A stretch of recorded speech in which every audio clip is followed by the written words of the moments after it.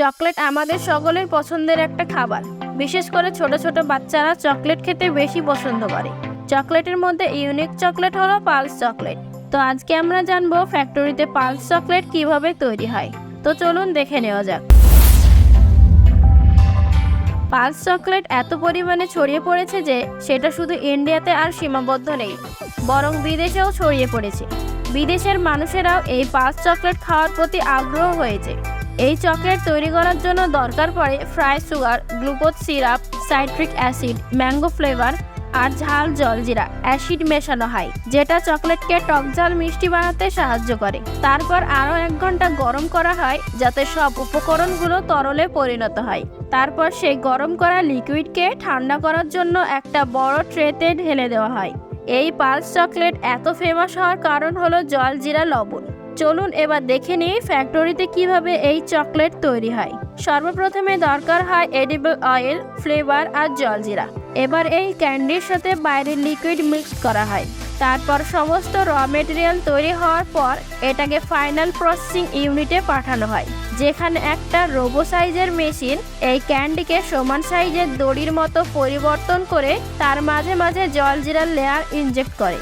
এবার এই মেশিনের সাথে থাকা চপার এই দড়ির মতো ক্যান্ডিগুলোকে ছোট ছোট চকলেটের আকারে কেটে দেয়।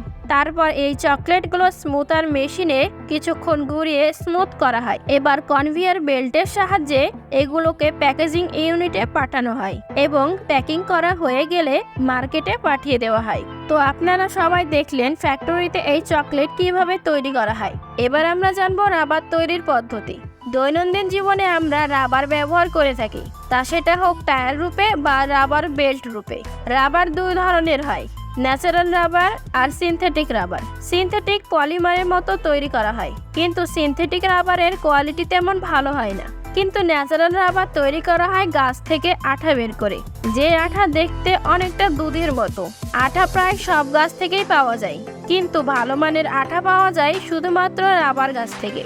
এভাবে রাবার গাছে কাঠ লাগানোর পর তার নিচে একটা পাত্র লাগানো হয়, যাতে সব আঠা সেই পাত্রে এসে পড়ে। পাত্রে আঠা ভর্তি হয়ে গেলে সে আঠা ঢালা হয় একটা বড় ট্যাঙ্কারে। তারপর সে আঠা নিয়ে চলে যাওয়া হয় ফ্যাক্টরিতে প্রসেসিং এর জন্য। এবার শুরু হয় আসল পদ্ধতি। দুধ থেকে ছানা কাটার জন্য যেমন লেবুর দরকার হয়, ঠিক তেমনি এই আঠাতে ফর্মিক অ্যাসিড দেওয়া হয়। তারপর 12 ঘন্টা পর্যন্ত এইভাবে রেখে দেওয়া হয়। রাসায়নিক বিক্রিয়ার কারণে 12 ঘন্টা পর রাবার আর পানি আলাদা হয়ে যায়। তারপর এইভাবে রাবারের মোটা পর্দা পানির উপর ভাসতে থাকে, যেটাকে আলাদা করে বের করে নেওয়া হয়। তারপর এই রাবারগুলোকে শুকিয়ে নেওয়ার পর পাঠিয়ে দেওয়া হয় পরের পদ্ধতির জন্য। এখানে রাবার অনেক নরম ও দুর্বল হয়ে থাকে, যেটা থেকে তো টায়ার বা রাবার ব্যান্ড বানানো সম্ভব না। তাই এর ইলাস্টিসিটি আরও মজবুত করার জন্য 140 ডিগ্রি সেলসিয়াস তাপমাত্রায় অক্সিজেন ছাড়া সালফার মিশিয়ে বিক্রিয়া ঘটানো হয়। এর ফলে রাবারের ইলাস্টিসিটি অনেক মজবুত হয়ে যায়। কিন্তু এখনো এর থেকে শক্ত টায়ার বা অন্যান্য জিনিস তৈরি করতে পারবো না। এর জন্য আরও একটা পদ্ধতি, অ্যালকালাইজেশন পদ্ধতি বাকি আছে। এর সাথে কার্বন ও ব্ল্যাক পাউডার মিশিয়ে আরো শক্ত করা হয়। এই কার্বন আর ব্ল্যাক পাউডারের কারণে আমরা টায়ারের রং কালো দেখতে পাই। আজকের ভিডিও এই পর্যন্ত। ভিডিওটি কেমন লাগলো কমেন্ট করে জানাবেন এবং ভিডিওটিতে একটা লাইক দেবেন। আর আমার চ্যানেলে নতুন হয়ে থাকলে চ্যানেলটিকে সাবস্ক্রাইব করে পাশে থাকবেন। সকলকে ধন্যবাদ।